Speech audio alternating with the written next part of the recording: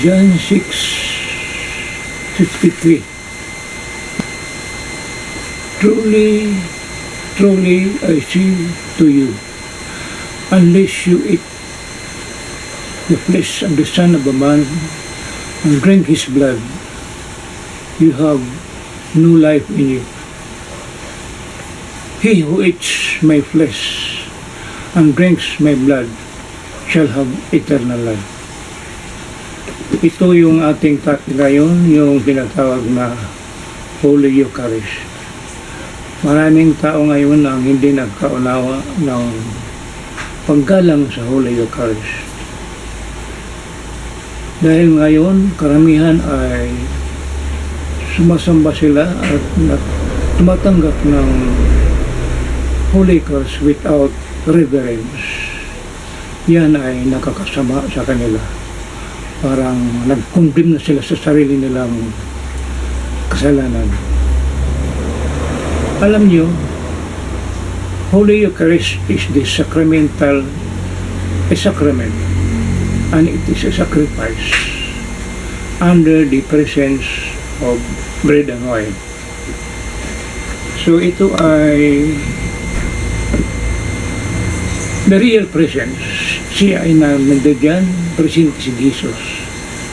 Dahil sa consecration, sabi niya, ito ang aking, this is my body, it is given unto you. Ito ang kanyang katawan, present sa consecration. Marami milagro, marami dyan ang mga nangyayari, marami dyan gumaling. Kaya lang nagkakasala sa mga tao na hindi man lang nagbigay ng galang sa ating Holy Eucharist. Alam nyo, yan ay mayroon yan divine presence. Kung sa langit pa, walang makakahawak kahit sino man, kahit mga anghel, kahit mga santos. Pero dito ngayon, inaabuso ng mga karamihan, nahahawakan. Alam niyo, pari lang ang may karapatan maghawak sa Holy Eucharist, walang iba. Bakit hinahawakan? Tinatanggap lang sa kamay. Yan ay makasalanan. That is a sacrilege. Marami ang nagagawang kasalanan ng tao ngayon. Una-una, yung tumatanggap ng Eucharist sa kamay. That is a sin of sacrilege.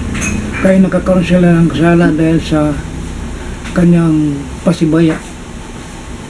Dito nangyari ito dahil sa pagbabago ng pagtanggap dahil sa gawain ito ng mga makamundo at saka pagwalang galang sa pagwalang respeto sa Holy Eucharist.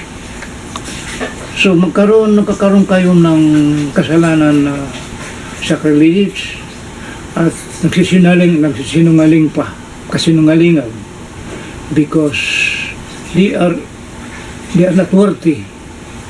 Mayroon silang kasalanan, hindi sila nagkukonfisal. Before taking the Eucharist, kailangan malinis yung katawan. Your body is the temple of the Holy Ghost. Kung bakit nga tumatanggap kayo ng Eucharist na hindi ka muna naka-confess sa kasalanan niyo? Alam niyo ba na yung Eucharist ay si Jesus yan? Siya yan ang bumababa sa atin. Kaya nga marami ngayon ang nagkakaroon ng mga tinatawag ng mga kaguluhan dahil ang tao wala ng respeto sa Holy Eucharist. Maraming Katolika ngayon ang walang alam. Parang sumasabay lang sila sa karamihan.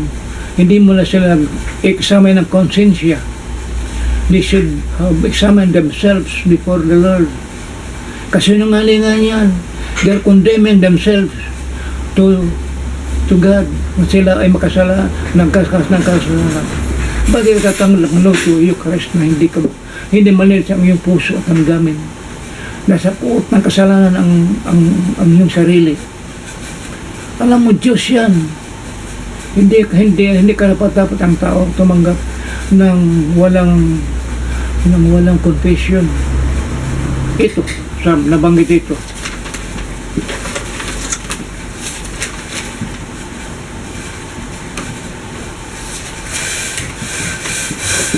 Sabi sa dito sa mga kasalanan na nagawa sa lugar.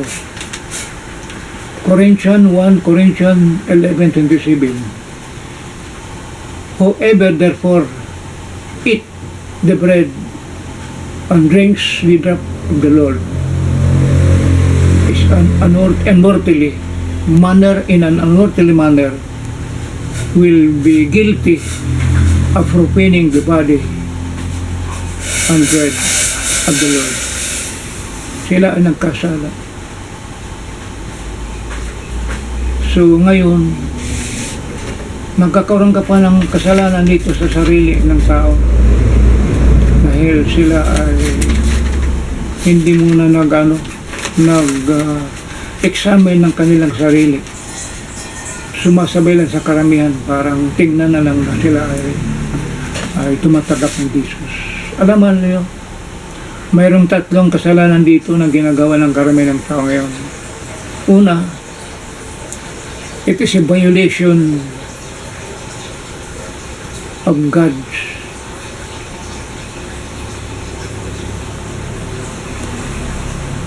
direct violation of God's presence. Bakit?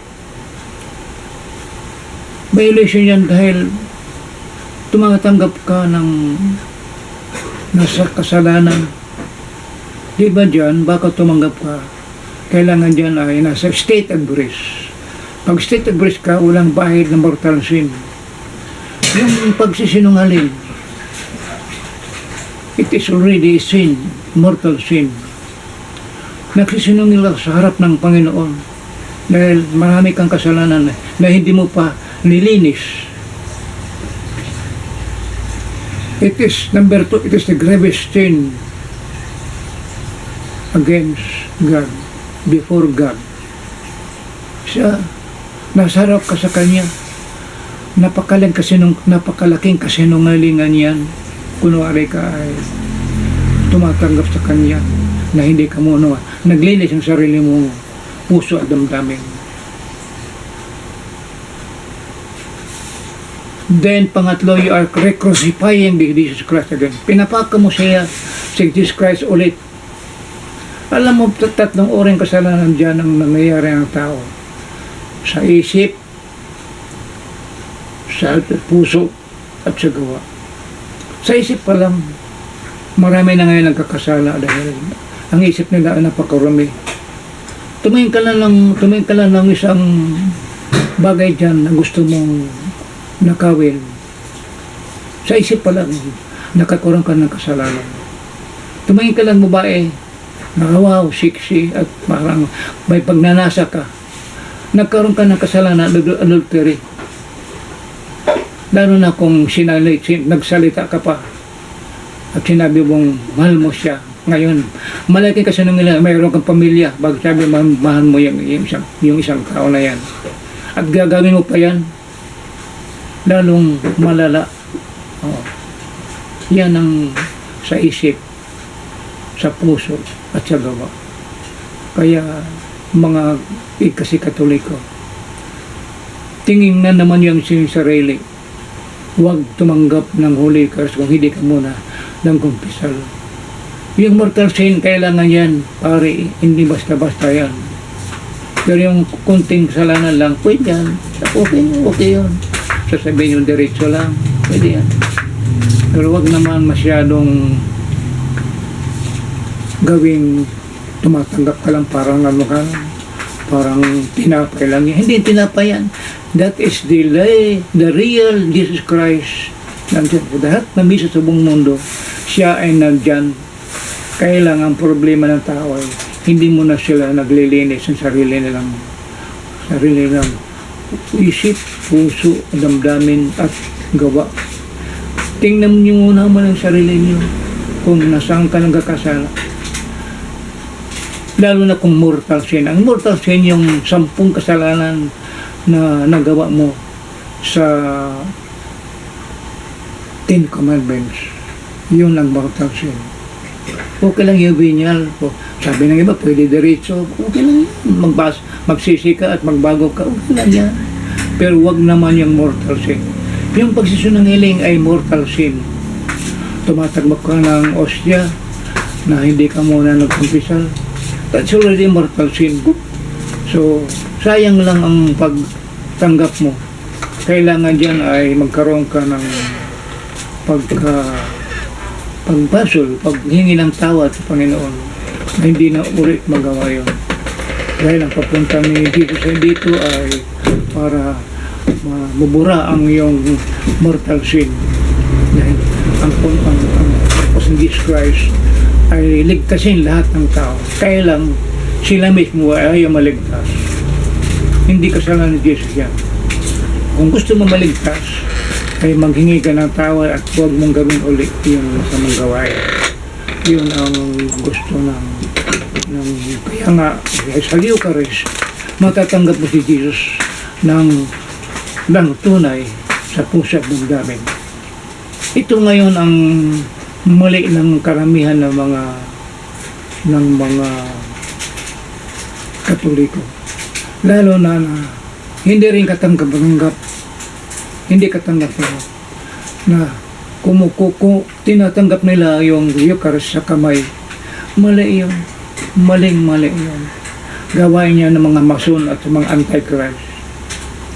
Walang sino mang taong may karapatan humawak sa Holy Eucharist. Walang. Kaya ngayon mga tao ngayon, mag-ingat. Hindi pwede na tumatanggap ka ng Eucharist sa kamay dahil na sino man tao ay nagkakasala ng lapastangan. Out of the reverence, walang respeto. Kung kaya mo mas maganda lumuhod ka, yan pinakamagandang gawain ng isang deboto, ng isang sumasamantala sa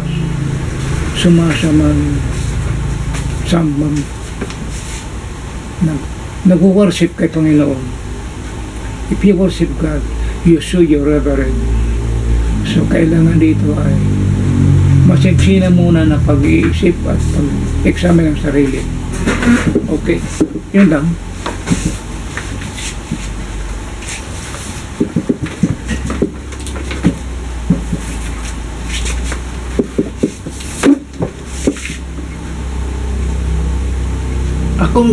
According to the Hebrew 10:29,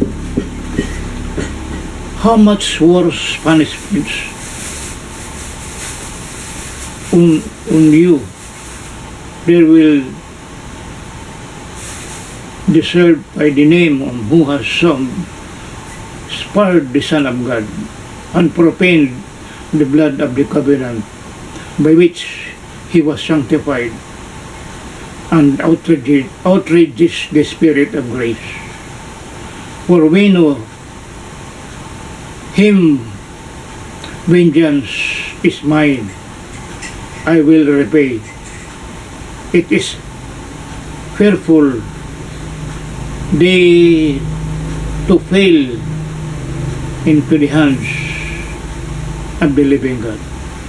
Kung nakakatakot ito yung nagkakamali ka sa Panginoon sa harap-harapan niya. Dahil sabi ng Panginoon, ikaw rin ang magbabayad sa kanya sa ginawa mo. Kaya please, kung tumatanggap pa ng Eucharist, magbigay galang naman at mag-examine ng conscience at tumanggap ng repentance at absolution sa pari, lalo na kung mortal ang kasalanan. So, ito ang ating paksa ngayon na hindi nabibigyan ng